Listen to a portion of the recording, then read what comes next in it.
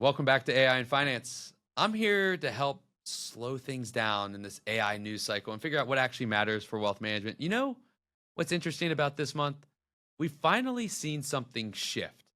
For the past 2 years, AI conversations in our industry have lived in this weird space between, wow, this is amazing, and okay, but what do I actually do? The gap is starting to close, not because the technology suddenly got easier, but because the stakes just got higher and the playbook just got clearer.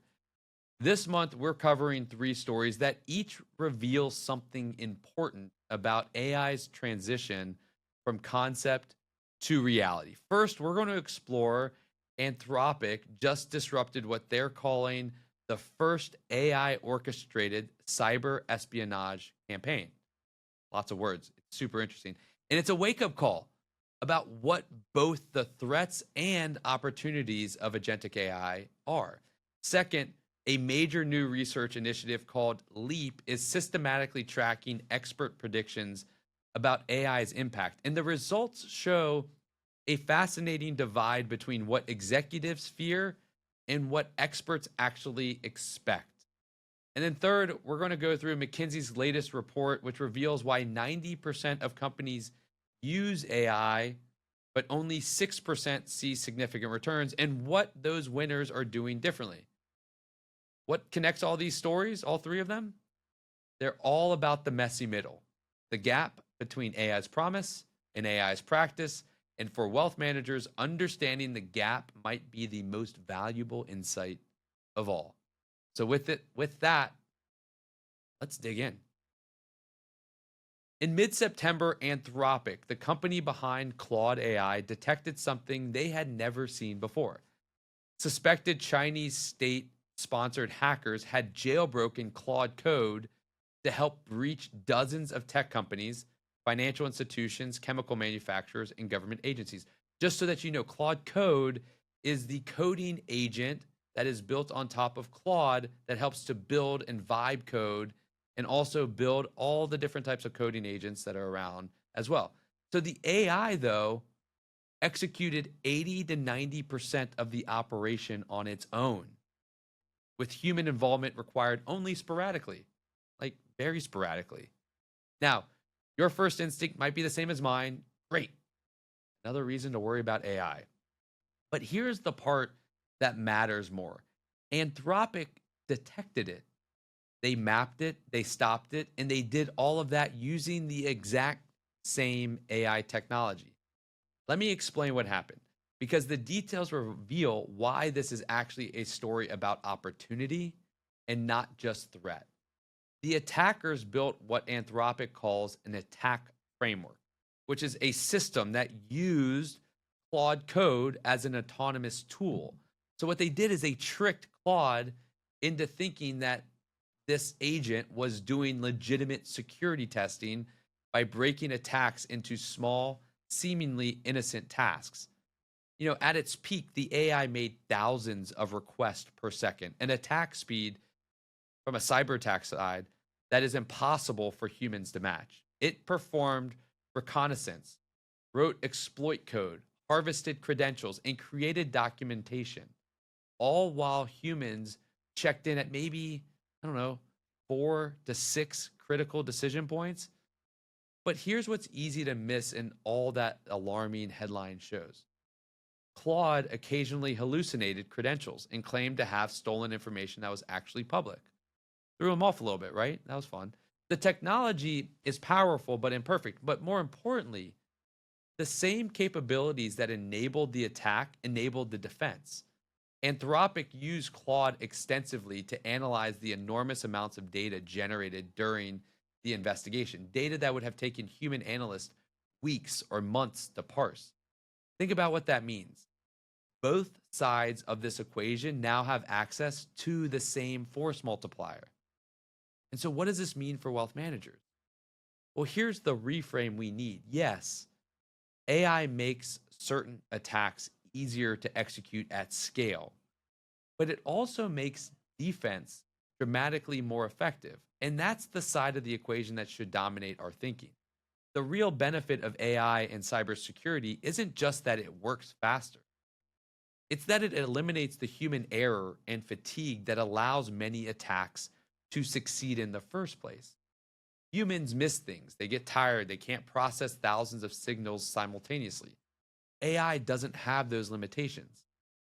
Think about how many cyber breaches happen because someone clicked a phishing email at 4:45 p.m. on a Friday, or because a suspicious pattern got lost in the noise of normal network activity, or because there weren't enough security analysts to review every alert.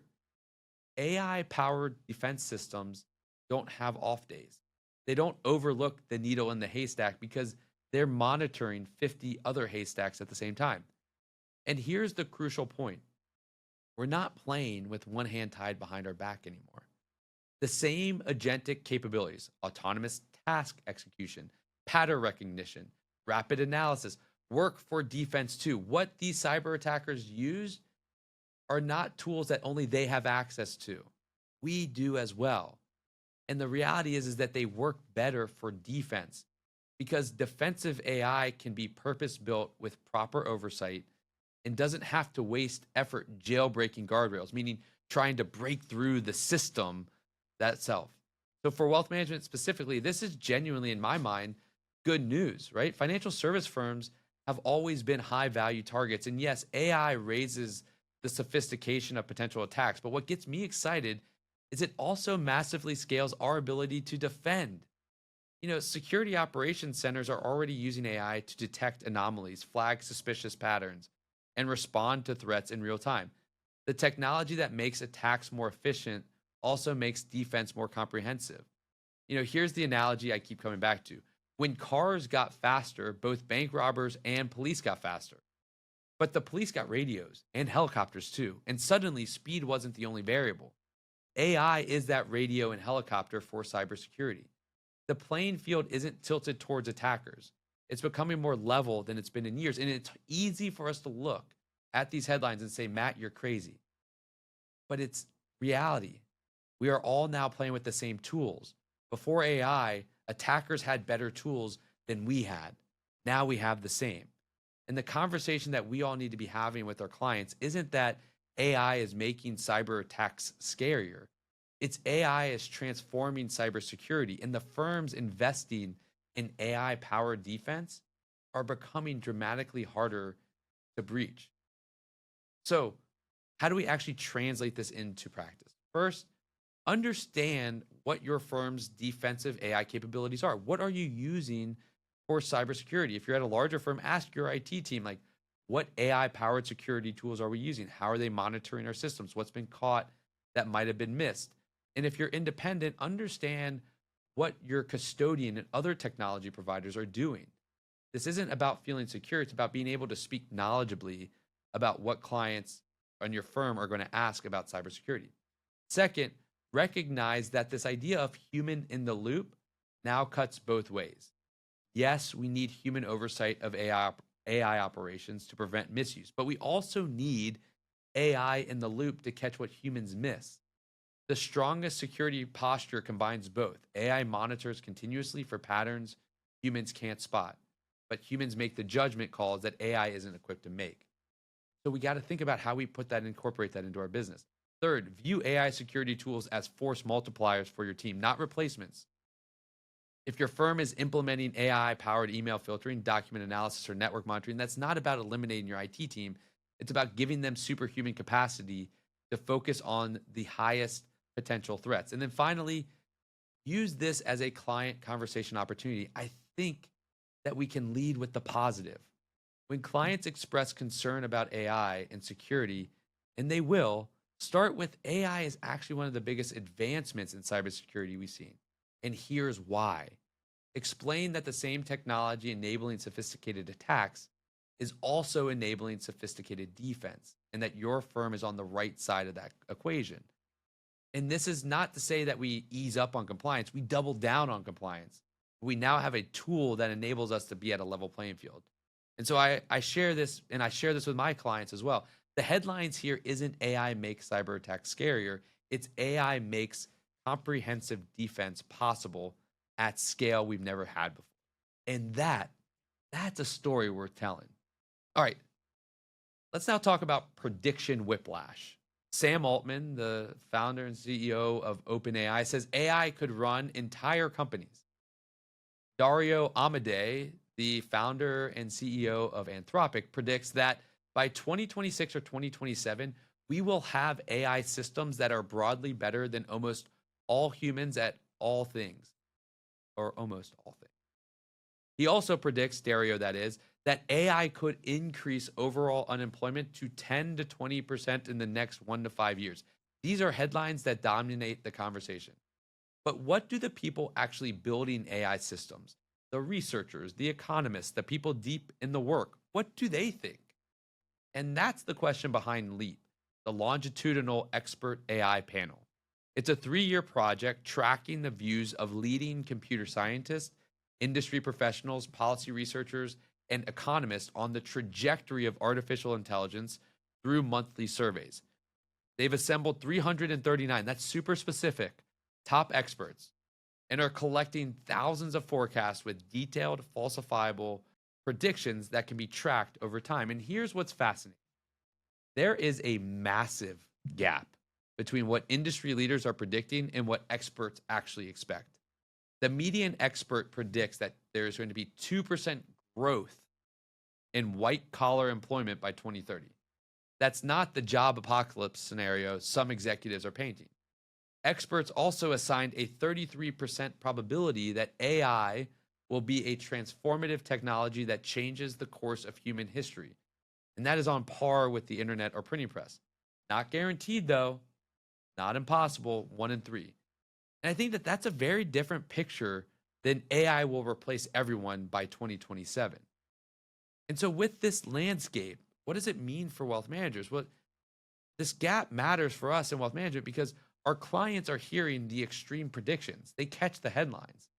They are reading that AI will eliminate jobs. That's bad for the economy. They're worried about their kids' career prospects. That's bad for the economy. They're wondering if their own expertise will be obsolete. That's bad for their savings. And many in our industry might be wondering the same thing about wealth management. But look at what the experts are actually saying. They expect significant changes by 2030, a 7x increase in AI's share of US electricity. That's opportunity. That's an investment opportunity. A 9x increase in AI assisted work hours. And by 2040, they believe, experts that is, that 30% of adults will use AI for companionship daily. But they see this as an evolution, not an overnight revolution. The difference between executives and experts is revealing. Executives seem to be coming from a perspective, and rightfully so, of protecting their business, making them a little bit more pessimistic. I think that there's something else at play here too. Executives are thinking about competitive pressures and quarterly results. Experts are thinking about technological timelines and implementation realities. So for wealth managers, the expert view is actually more actionable. It suggests that we do have time, but it's not unlimited time. And it suggests that AI will augment rather than replace, but only for those who learn to work with it. It suggests that there is significant changes coming, but in waves, not all at once. And the LEAP research gives us a framework for having more grounded conversations with clients. You know, when they ask, will AI take my job? What does all these job losses mean? The answer isn't yes or no. It's AI will likely change how we work. And the people who thrive will be the ones who learn to use it well. And that's true for us as financial advisors. The median expert isn't predicting that AI is going to replace us. The median expert isn't predicting that AI is going to transform us today. They're predicting that AI will become increasingly important part of how advising work gets done. And the question isn't whether AI will impact wealth management, it's whether we will be among the advisors who use it effectively. And that's what we talk about a lot. So how do we translate this expert forecasting into practical action? Well, first, we need to calibrate our own expectations. If we've been either dismissing AI as hype or panicking about it as an existential threat, the expert consensus suggests both reactions are wrong. Second, use the expert perspective to guide client conversations and also strategic conversations. When clients express anxiety about AI's impact, or when executives express anxiety, we can offer a more nuanced view. The experts that are tracking this, that are building this, that are understanding the power of this technology expect significant change over the next decade, but they're not predicting overnight disruption. It's easy and it creates actionable decisions by saying it's going to happen tomorrow, but we have to look at reality, and the reality is saying it's not there. Third, focus on the work AI is already augmenting rather than the jobs it might replace. By 2030, experts predict AI will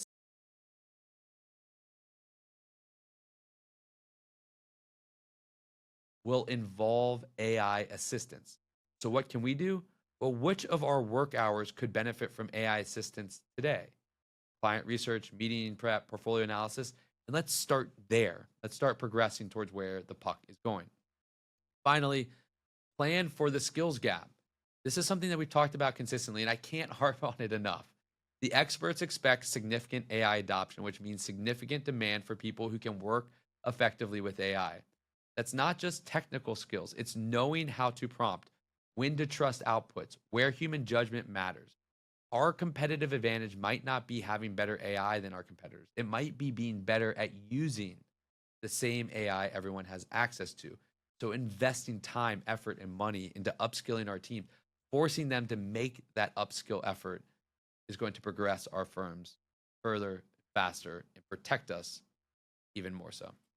All right, finally, here's a statistic that should make every business leader, and me too, a little bit uncomfortable.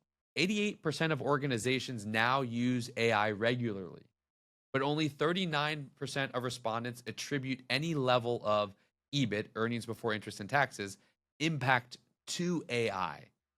And most of those respondents say that less than 5% of their organization's EBIT, or earnings before interest and taxes, is attributable to AI use. What does that really mean? That nothing of our investment in AI is falling to the bottom line. And that's what investors and business owners care about. So almost everyone is using AI and nobody is making money from it. This is McKinsey's State of AI 2025 report, and it paints a picture of an industry-wide experiment where most companies are stuck in what one analyst called the pilot loop. Lots of AI projects, scattered wins, but no enterprise-wide transformation. But here's where it gets really interesting. There's a small group, about 6% of organizations, that McKinsey calls AI high performers, very creative. But these are organizations where respondents attribute EBIT impact of 5% or more to AI use and report seeing significant value, meaning that they are investing in AI and they are seeing the value of it fall to the bottom line. So the question is what are they doing differently? AI high performers are more than 3 times more likely than others to say that their organization intends to use AI to bring transformative change to their business. So they're just talking about how they talk about it. They're not asking how can AI make this process 10% faster. What they're asking is, if we built this from scratch today with AI, what would it look like? That distinction, improvement versus transformation, explains really everything. Because half of those AI high performers intend to use AI to transform their business, and most are redesigning their business. They're following Jane Fraser's dishwasher analogy. They're not trying to make hand washing more efficient. They're changing the entire process. And when you look at what these high performers actually do, a pattern emerges. They keep humans in the loop to review and validate AI outputs. They invest in robust technological infrastructure. They create clearly defined AI roadmaps, and they treat AI as core infrastructure, not as a cost-cutting tool. So what does this McKinsey study mean for us? The uncomfortable question for our industry is, where do we want to fall in that 94% versus 6% divide? And based on what I'm seeing and I'm hearing, is that most wealth management firms are in the 94%. We are all experimenting with AI. We have pilot projects. Someone's using ChatGPT to draft emails. Maybe there's a planning tool with AI features, or we're using AI note takers. But are we seeing significant value? Are we redesigning workflows? Are we treating AI as transformational? And I would say mostly we're not. I think workflow redesign is exactly what needs to happen. That's the opportunity.